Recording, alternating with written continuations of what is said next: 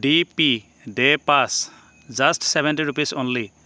এনেদৰে বাংগালোৰ চহৰত 70 টকাৰ বিনিময়ত একোখন ডে পাছ টিকেট পোৱা যায় আৰু এই পাছখন লৈ সম্পূৰ্ণ এটা দিন বাংগালোৰ চহৰত বাছেৰে যাত্ৰা কৰিব পাৰি। নমস্কাৰ দৰ্শকসকল, মই দীপাংকৰে মোৰ YouTube channel DK vlogs with দীপাংকৰলৈ আপোনালোক সকলোকে স্বাগতম জনাইছোঁ।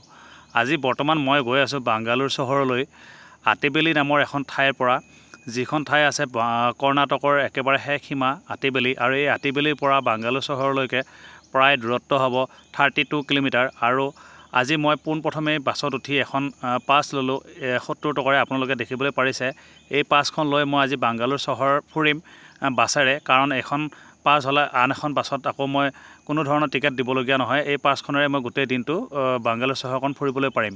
আৰু তাৰ যোগেদি মই আজি বাংগালোৰ চহৰলৈকে যোৱাৰ সমগ্ৰ দৃশ্য আপোনালোকক মই মোৰ এই ভিডিঅ'টোৰ যোগেদি দেখুৱাব বিচাৰিছোঁ। আপোনালোকে মোৰ ভিডিঅ'টো শেষলৈকে চাই থাকিব।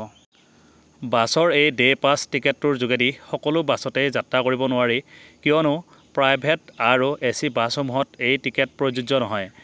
অৰ্থাৎ কৰ্ণাটকা ষ্টেট ট্ৰেন্সপৰ্ট কৰ্পৰেশ্যনৰ যিসমূহ গাড়ী আছে, নন AC গাড়ী, সেই বাছসমূহতহে এই টিকেট প্ৰযোজ্য হয়।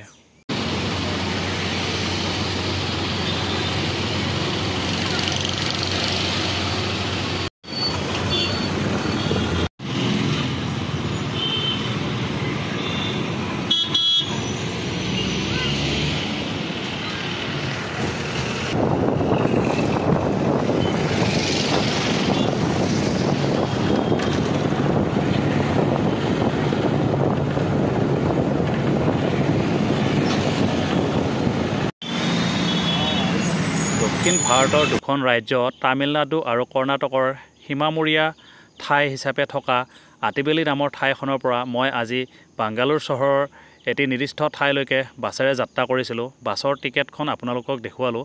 এখন ডে পাছ হয়, 70 টকাৰে বাছৰ ডে পাছ লৈ মই আটিবেলিৰ পৰা বাংগালোৰৰ লালবাগ পাৰ্কলৈকে বুলি আহিছিলোঁ। আৰু এয়া আপোনালোকে দেখিবলৈ পাৰিছে মই এতিয়া পালোহি লালবাগ পাৰ্কৰ মুখ্য গেটৰ সন্মুখভাগ। আৰু আজি মই মোৰ এই ভিডিঅ'টোৰ যোগেদি আপোনালোকক আটিবেলি চহৰৰ পৰা লালবাগলৈকে বাছেৰে অহা যাত্ৰাপথৰ কিছু অংশ দেখুৱাবলৈ চেষ্টা কৰিলোঁ।